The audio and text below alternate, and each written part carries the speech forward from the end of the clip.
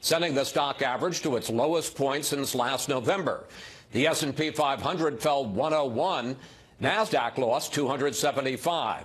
We have Fox team coverage tonight. Deirdre Bolden of the Fox Business Network is in New York to tell us what happened today in the markets. But we begin with Chief Congressional Correspondent Mike Emanuel on Capitol Hill with the latest on efforts to pass that big budget deal to keep the government open. Good evening, Mike. Chris, good evening. The Senate is in a bit of a holding pattern as Kentucky Senator Rand Paul is on the Senate floor this hour protesting this budget agreement breaking existing spending caps. There was a bit of an effort a moment ago by Majority Leader Mitch McConnell and Senate Democratic Leader Chuck Schumer to see if Senator Paul would move things along, noting that time is getting short, but Senator Paul objected. He is making his case on the Senate floor now. Ahead of votes in the Senate and eventually the House, there has been some serious pushback. To have this much of an increase in spending and almost nothing in the way of pay-fors, it's, for me, very problematic. I'm very disheartened by this agreement. I like bipartisanship, but it seems the only thing we can do in a bipartisan way is bust budget caps and spend more money. Deficit hawks expressed their disgust. The two-year budget package includes $165 billion more in spending on the military. Any problems? Democrats demanded $131 billion more, nearly dollar for dollar, in domestic spending, and it raises the debt ceiling through March 2019. He is concerned about spending in Washington. He's expressed that for years. Let me just say off the bat, we do support the two-year spending bill that is being discussed and voted on in the House and Senate. It lifts the caps on defense spending. The package includes $90 billion in disaster relief money for hurricane victims in Texas, Florida, and Puerto Rico, and money for wildfire victims in California. Senate leaders focused on getting it done. I'm confident that no senator on either side of the aisle believes this is a perfect bill. But I'm also confident this is our best chance to begin rebuilding our military and make progress on issues directly affecting the American people. A leading Senate Democrat called this two-year budget a breakthrough. For too long, this gridlocked Congress has lurched from one continuing resolution, that's a temporary spending bill, to another. That's prevented us from working together to craft appropriations bills that save taxpayers money. On the House side, Democratic leader Nancy Pelosi actually negotiated the agreement, but spoke out against it because a deal for the so-called Dreamers is not included. Put it all out there, let the House work its will. But don't say to the House, we remove your dignity as your role in this important an issue that is being discussed throughout the country. Needing Democrat votes, Speaker Paul Ryan tried to reassure Pelosi's rank-and-file members. To anyone who doubts my intention to solve this problem and bring up a DACA and immigration reform bill, do not. We will bring a solution to the floor, one that the president will sign. We must pass this budget agreement first, though, so that we can get on to that. The stakes are very high. If lawmakers stumble, we could be heading for our second partial government shutdown of 2018, and it's just February. Chris? Mike Emanuel on Capitol Hill. We'll come back to you for any more developments. Mike, thank you. Let's get more now on the Wall Street plunge and why it is continuing. Deirdre Bolden joins us. Good evening, Deirdre. Good evening, Chris. On Wall Street, we saw the fifth day of 500-plus point intraday swings. For the Dow, the fifth day of heavy selling, and it is now down 10% from its recent record high, which means it is officially in a correction. So this sustained selling does make some investors anxious, but to others, they see this return of volatility as long overdue. We had almost an entire decade of stocks moving higher year on year. Strategists telling me the U.S. economy is solid. American corporations are delivering on earnings and sales. We have 17-year low unemployment. We have wage growth for the first time in almost a decade, and corporate America is beating estimates. In fact, in this last quarter, almost 80% of the time. But the higher highs and the lower lows, that is just part of the investing landscape thanks to computer-guided programs. So humans write trading programs to kick in automatically when markets hit certain levels, but in only one part of the market, and I'm just looking at hedge funds, quantitative funds are responsible for almost 30% of all U.S. stock trades, and that is double the amount of about a decade ago. So the bottom line here is that there are more machines in the mix. They process in greater volume with greater speed than humans, and the result is higher volatility. Now, in today's session, the bond market also fell, so you had 10-year Treasury yields up to 4-year highs, and that affects consumers because all borrowing gets more expensive. So mortgage rates, they are already ticking up. 3.95% is what we saw in January. This week, 4.32%, so obviously still historically low levels. But if consumers want to borrow money to buy a house or a car, it is going to cost more. And for corporations, borrowing also more expensive. I know the House and the Senate are voting on that sweeping budget deal that would stave off another shutdown, but it also increases federal spending, of course, over the next 2 years. And some strategists saying this idea of another $300 billion of spending and how we're going to pay for it is another part of the market anxiety. Chris, back to you. Other than that, everything's great, dude. Thank you. That's right. As Congress tries to pass the budget deal and avoid that government shutdown, a split has been exposed among top Democrats on Capitol Hill. Correspondent Peter Ducey has the story of Nancy Pelosi versus Chuck Schumer. The top two Democrats in Congress both gave their input to Republican counterparts who were writing this spending deal. But the left side of the table left the talks split. The Senate's leader wants people to vote yes. It'll be easy to say, well, I didn't like this, I didn't like that. But this is a time to come together. But the House's leader says she's going to vote no. I'm not pleased with the process. So you will vote for it? No, I won't. Now some loyal House Democrats are following her lead. Yeah, I support what Nancy Pelosi said, and I'm going to vote against it. On the Senate side, some Democrats aren't sure why Pelosi is ditching her own deal. We can't control the discussion in the House. I'm sure there's going to be a variety of opinions in the House of Representatives. This morning, Senate Minority Leader Schumer saluted Pelosi's 8-hour-long protest of the deal he still supports. Leader Pelosi shouldn't have to stand and speak for 8 hours. I respect her for doing it. In a Dear Colleague letter to lawmakers, Pelosi stresses she's going to vote no because her letter says, quote, "We have always said nothing is agreed to until everything is agreed to."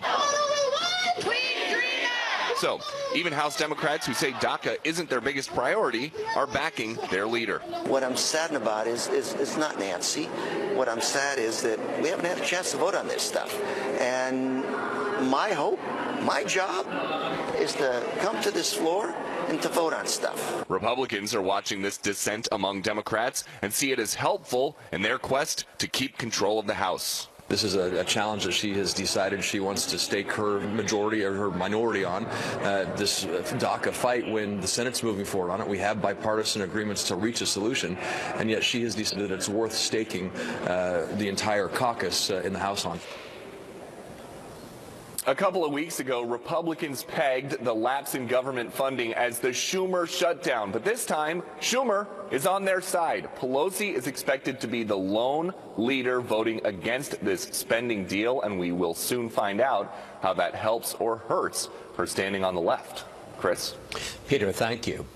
One of President Trump's top aides is gone tonight, and there are growing questions about his White House chief of staff. Staff Secretary Rob Porter, who announced his resignation yesterday amid domestic abuse allegations, is now officially out. Today, Chief White House Correspondent John Roberts talked with Porter's first wife, who provided the most damaging evidence against him. The White House today confirmed that Staff Secretary Rob Porter has left after resigning yesterday, adding that the president first learned of the allegations against Porter on Tuesday night. He was surprised. He, like many of us, did not see that in Rob Porter, did not see what these allegations have brought forward. And so he was surprised by it. He was disheartened by it. He was saddened by it. But the spotlight today shifted to senior staff, including John Kelly, and when he first learned of the allegations against Porter. He became fully aware about these allegations yesterday. I'm not going to get into the specifics regarding who may have known what pieces of information, because they were all part of an ongoing background check investigation. You say fully aware. Was he partially aware? Well, I think we all became aware of the news reports that emerged on Wednesday morning and some of the graphic images. But did he know any of this back in November? Again, I'm not going to get into the specifics. The White House wouldn't say when Kelly or other White House senior staff became aware of the allegations. But Colby Holderness, Porter's first wife, told Fox News she spoke to the FBI about it on January 25th, 2017, more than a year ago. As part of a security clearance investigation of Porter, Holderness says she told FBI agents about several incidents of verbal, emotional, and physical abuse, including a vacation in Florence, Italy, where Holderness says Porter punched her in the eye during a fight. Porter's second wife, Jennifer Willoughby, says she too spoke to the FBI. I told them all of the details of my marriage, including verbal and emotional abuse, and including the incident when he pulled me out of the shower. They were also made aware of the protective order that I signed in June of 2010, and they were also made aware of another time when I had called the police to our home after a domestic disturbance. The White House today repeated Porter's denials of the accusations against him and said he was never denied a security clearance, that the clearance investigation had not been completed.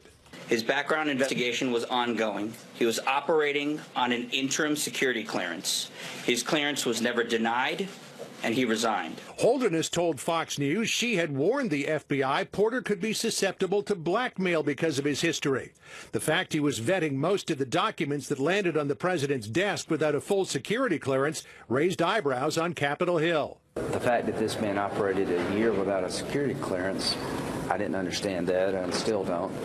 What General Kelly knew and when he knew it is important. While the White House won't say when Chief of Staff Kelly first learned of the allegations, there was a dramatic shift between Wednesday afternoon and Wednesday night. In the afternoon, Kelly praised Porter in a statement saying, "Rob Porter is a man of true integrity and honor, and I can't say enough good things about him. He is a friend, a confidant, and a trusted professional. I am proud to serve alongside him." That statement was crafted by a number of White House officials, including Communications Director Hope Hicks, who was romantically involved with Porter. But after the photos of a bruised and battered Colby Holderness went public, the Chief of Staff did a quick about-face in a statement saying, "I was shocked by the new allegations released today against Porter. There is no place for domestic violence in our society. I stand by my previous comments of the Rob Porter that I have come to know since becoming Chief of Staff and believe every individual deserves the right to defend their reputation." The White House today insists that it takes allegations of domestic abuse seriously and acknowledges that White House staff could have done a better job in responding to the revelations. White House Press Secretary Raj Shah today also said that the Communications Director, Hope Hicks, recused herself from several of the discussions about Porter today. Chris? John Roberts at the White House. John, thank you. Al-Qaeda remains remarkably resilient and is a greater threat than ISIS in several regions. That's the word from the UN's new counterterrorism chief. Correspondent Brian Yennis tells us what else he is saying tonight. On Thursday, the UN Security Council warned that while the Islamic State is weaker, its threat is still great and evolving. Since January 2015, ISIS has lost 97% of its captured territory in Syria and Iraq after 3 years of U.S.-led military action. But according to a UN report, ISIS is adapting to the pressure. For the first time, the Islamic State is showing a willingness to work together with its enemy, Al-Qaeda. There's also a shift in strategy. Without territory and new recruits, ISIS is counting on launching more terror attacks through individuals or smaller cells, particularly in Europe. Foreign terrorist fighters from ISIS will also try to return to their homes and take their fight to new fronts. Together with Al-Qaeda, ISIS cells and affiliates present a grave threat to expand the spread of terror to communities around the world. And having lost more than 90% of its revenue from oil and gas fields, there is new concern ISIS could infiltrate construction companies to steal from international reconstruction funds. Member states must step up their efforts to crack down on the sources of financing for ISIS and Al-Qaeda. Fox News obtained a second UN report calling Al-Qaeda, quote, remarkably resilient resilient, saying the terror group poses a greater threat than ISIS in several regions, including Yemen and Somalia. Despite military pressure in Yemen, al-Qaeda in the Arabian Peninsula, or AQAP, remains the propaganda hub. Al-Qaeda touts Osama bin Laden's son, Hamza bin Laden, as a young new emerging leader.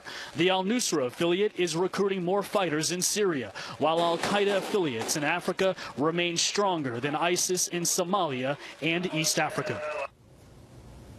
In responding to the revelations, the Deputy Press Secretary Raj Shah also revealed that the communications director... So now with ISIS fighters with nowhere to go, the UN is warning nations to prepare for a possible influx of jihadists trying to enter their countries using stolen Syrian passports. Chris?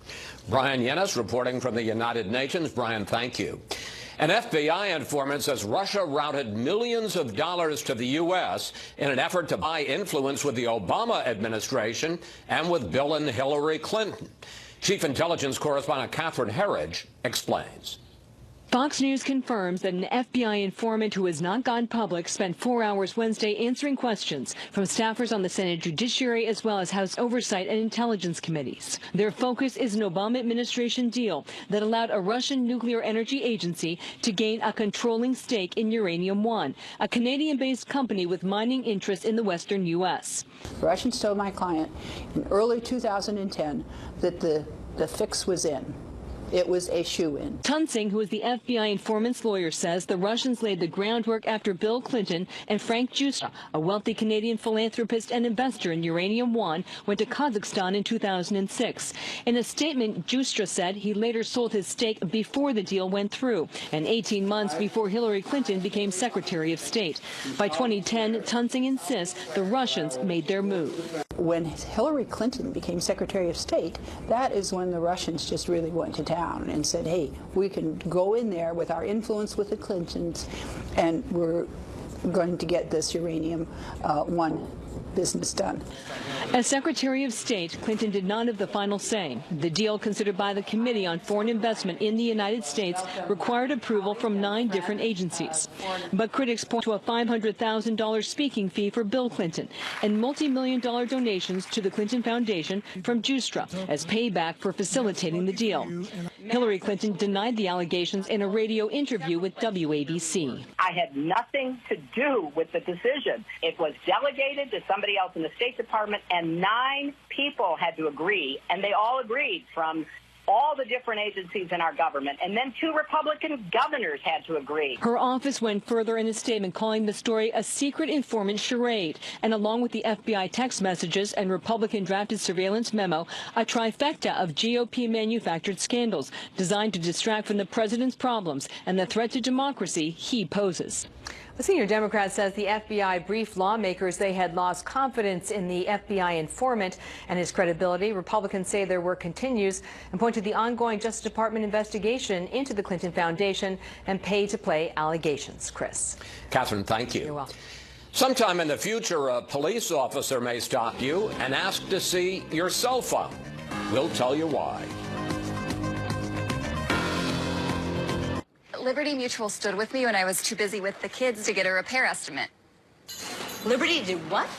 Yeah, with Liberty Mutual, all I needed to do to get an estimate was snap a photo of the damage and voila. Voila.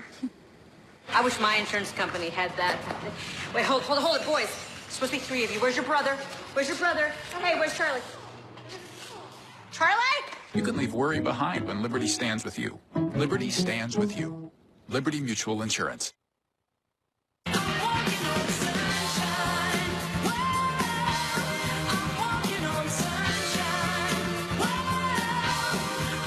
Applebee's handcrafted burgers. Any burger, just $7.99.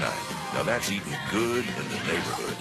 I'm proof. Jenny Craig works. Introducing Rapid Results. Lose up to 16 pounds in just 4 weeks and see real results with a weight loss expert and chef-crafted food. Lose 16 pounds for $16 plus the cost of food and get $100 in free food. Valentine's Day, huh? You're probably planning to think outside the box. My advice? Don't.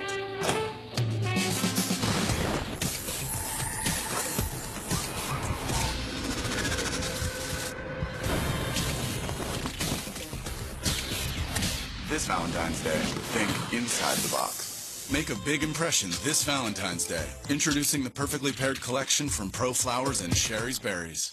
Are you hiring great people? I get more talented people through the door through Indeed than any other job search that I use. Indeed delivers 6 times more hires than any other job site.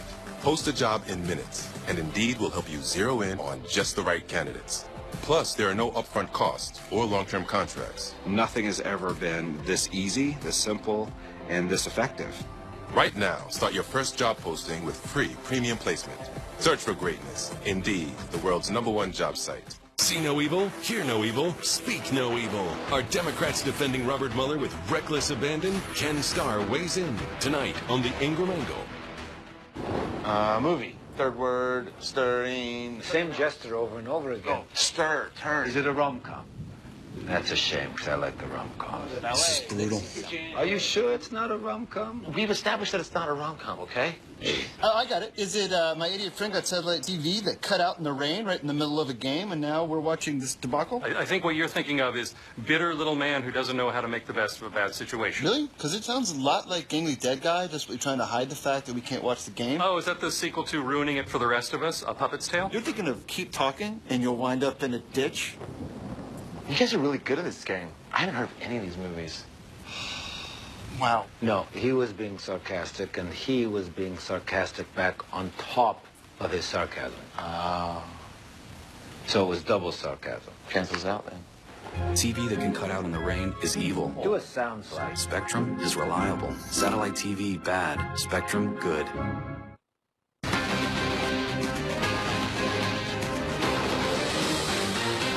President Trump says the U.S. is a nation of believers. The president spoke this morning at the annual National Prayer Breakfast. As long as we open our eyes to God's grace and open our hearts to God's love, then America will forever be the land of the free, the home of the brave, and the light unto all nations. The president said God's grace can be seen in every facet of American society. USA Gymnastics is establishing a fund to assist sexual abuse victims of former team doctor Larry Nassar. More than 260 women and girls have said Nassar abused them. The money will give them access to counseling and mental health services. Nassar has been sentenced in 3 trials to hundreds of years in prison. Your driver's license may one day become the latest life essential to go digital. Several states are experimenting with the concept of putting your license on your phone. Correspondent Alicia Acuna shows us tonight from Denver. Your driver's license could soon be replaced by an app on your phone. We already have wallets on our phones. Let's add a mobile license to it. Think mobile boarding pass, but with more heft. It's a 2-year pilot program funded by the Commerce Department's National Institute of Standards and Technology that Gemalto North America is testing in 4 states and the District of Columbia. Your digital format of a license gives you the ability to select specific information. App designers say it works without Wi-Fi, is segregated from other information on your phone, and requires added layers of security, like a fingerprint. And the person who's verifying never takes on the liability of having to hold your cell phone or handle it in any way, shape, or form. Even with these privacy protection measures in place, not everyone is convinced. What comes to my mind is the possibility of frightening privacy invasion by the government. Denver attorney and privacy advocate Dan Recht says this could clear the way for an invasive national database. Gemalto assures the information stays with individual states, but critics caution safeguards in place now could be whittled away later. What keeps the government from overreaching? What keeps them from going the next step, and it really is only another step or two, to a national ID where they know everything about you? And unlike your plastic driver's license, you can restrict the information to the situation. When shopping at a liquor store, the app will only show your photo and whether you can legally buy alcohol. I think it's a great idea, especially in a store where we have thousands of transactions a day. The speed of getting the customer through the checkouts is imperative. Consumer appetite for increased convenience could trump concerns, especially with the prospect of fewer DMV lines and a driver's license that can be updated remotely. The pilot program has another year to go. Then it'll be up to the individual states to decide how or if to roll out these digital credentials. Chris? Alicia, thank you. Following up last night's story about that New Hampshire woman who wants to claim a $500 million Powerball jackpot anonymously. A judge has now scheduled a hearing for next week in her lawsuit against the lottery. The woman could have avoided her name becoming public if instead of signing the back of the lottery ticket, she had written the name of a trust instead. So remember that the next time you win a $500 million jackpot. She has yet to claim her prize. Up next, the U.S. says it was self-defense. Syria calls it terrorism. We'll tell you why fighting is escalating in Syria. First, here's what some of our Fox affiliates around the country are covering tonight. Q13 Fox in Seattle, where the city announces plans to vacate misdemeanor marijuana possession convictions prosecuted before pot was legalized in Washington state. The mayor's office says the move will help bring justice for communities targeted by the criminal justice system. Fox 2 in St. Louis, as a request to rename the park around the Gateway Arch goes to President Trump's desk. Missouri lawmakers have voted to change the name from the Jefferson National Expansion Memorial to the Gateway Arch National Park. They say the new name will make it more recognizable to visitors.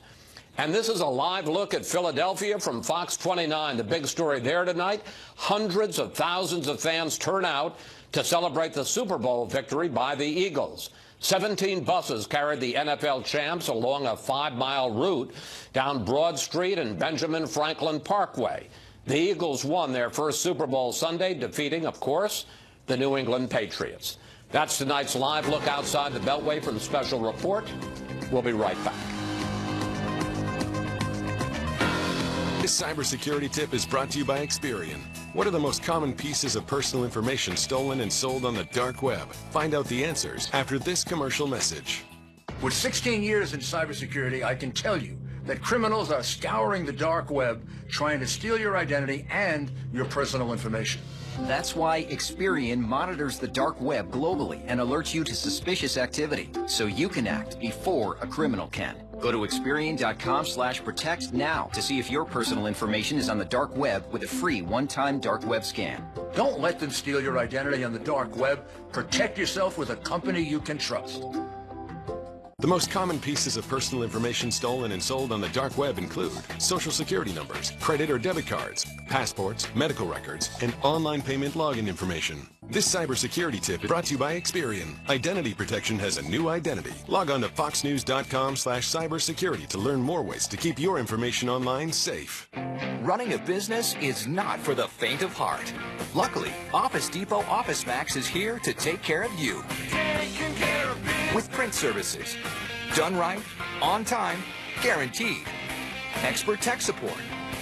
And this week, all Office Depot brand paper is buy one, get one, 50% off. Plus, never run out with an Office Depot paper subscription. Subscribe today at OfficeDepot.com/subscriptions. Taking care of business. Heartburn. No one burns on my watch. Try Alka-Seltzer, ultra-strength heartburn relief chews with more acid-fighting power than Tums Chewy Bites. Amazing. I have heartburn. Ultra-strength from Alka-Seltzer. Enjoy the relief. There are plenty of good booking sites, but your ideal hotel may only be listed on one, or several, but for very different prices. You really want to check them all? Instead, use Trivago to compare these offers and find your ideal hotel for the best price. Hotel Trivago. Check out Turbo 13 from Nutrisystem. Introducing new for 2018, Turbo 13 from Nutrisystem. Our best program ever. Lose up to 13 pounds and 7 inches overall your first month. Money back guaranteed. I'm Marie and I lost 50 pounds on Nutrisystem. Our biggest selection of foods and most frozen items ever. Delicious and convenient.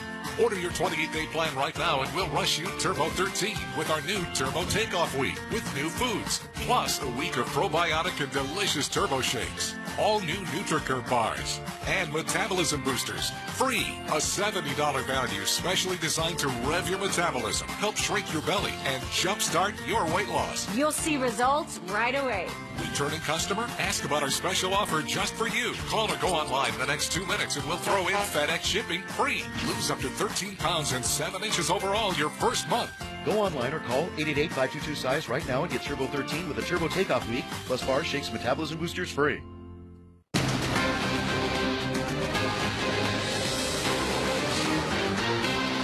Syria's state-run media says a U.S. attack on troops backing the Assad regime is a new effort to support terrorism.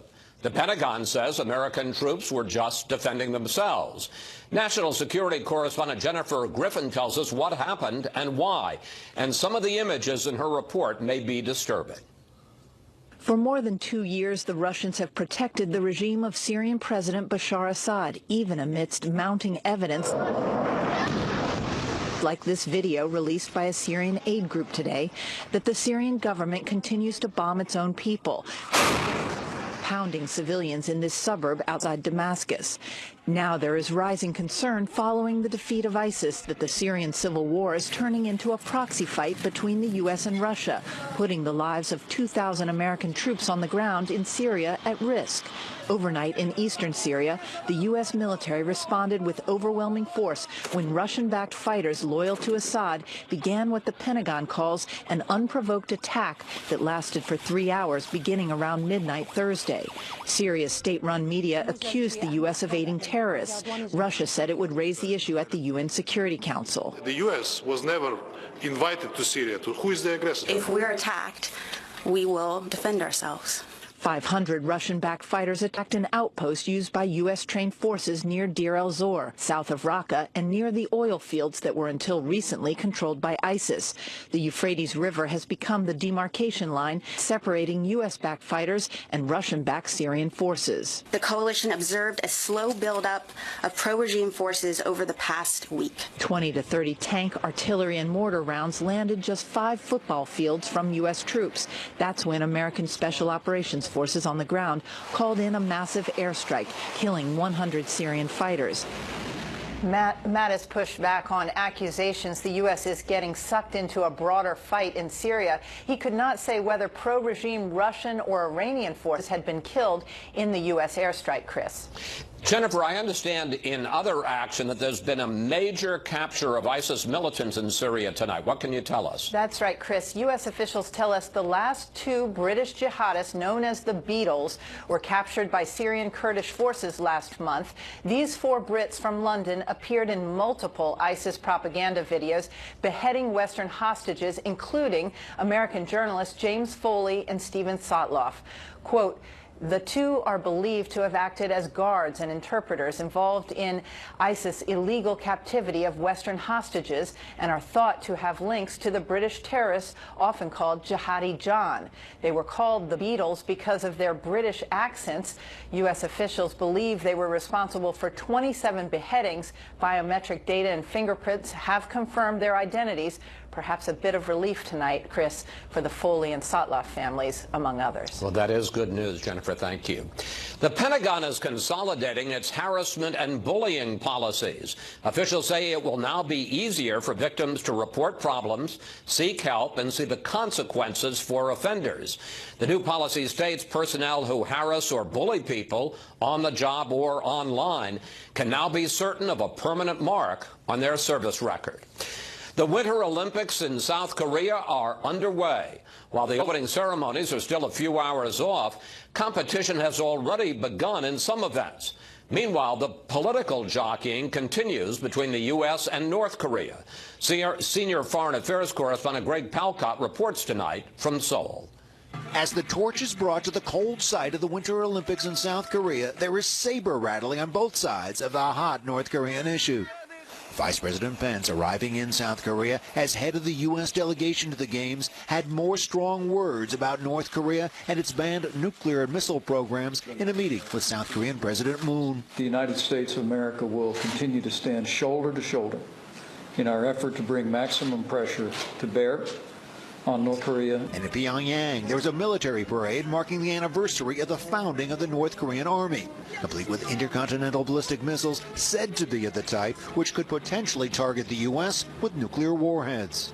Presiding over it all, North Korean leader Kim Jong-un.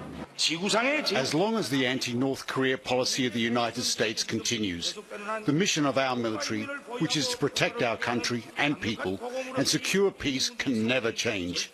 And yet, by North Korean standards, the parade was relatively low-key. It was not broadcast live, for example. Experts say that's due in large part to the presence of North Korean athletes, artists, cheerleaders, and officials at the Games. The South hopes it can help pave the way to broader regional discussions. We certainly hope to utilize this opportunity to the maximum so that the Winter Olympic Games can become an avenue that leads to dialogue. In fact, the North announced today that the sister and close confidant of Kim Jong-un, Kim Yo-yoon, along with other North Korean officials, would have lunch Saturday with President Moon.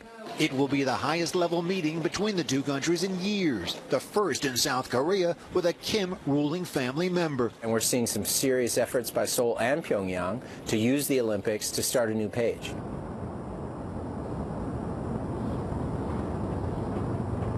Still, Pyongyang seemed to close the door on Thursday on their delegation speaking with the United States. North Korean state television saying their delegates had no intention of talking with the Americans. After listening to the words of Vice President Pence in the last couple of days, maybe the feeling is mutual. Chris. Greg Palcott reporting live from South Korea. Greg, thank you. Up next, the panel on the countdown to another possible government shutdown and today's market meltdown. First, beyond our borders tonight. A lawyer for the lone surviving terrorist from the Paris attacks of 2015 says Salah Abdeslam's gunfight with Belgian police before his capture was criminal, not terrorism. He and another man are currently charged with attempted murder in a terrorist context. Abdeslam is refusing to testify in his defense.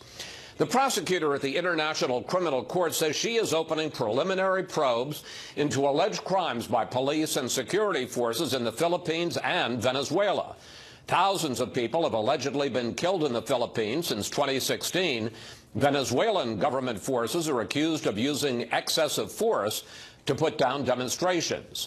And scientists are training for Mars by practicing in the desert of Oman in the Arabian Peninsula. More than 200 scientists from 25 nations are spending 4 weeks field testing technology for a future manned mission to the Red Planet. Those are just some of the other stories beyond our borders tonight. We'll be right back. Oh, manatees, a.k.a. the sea cow. Oh, there's one.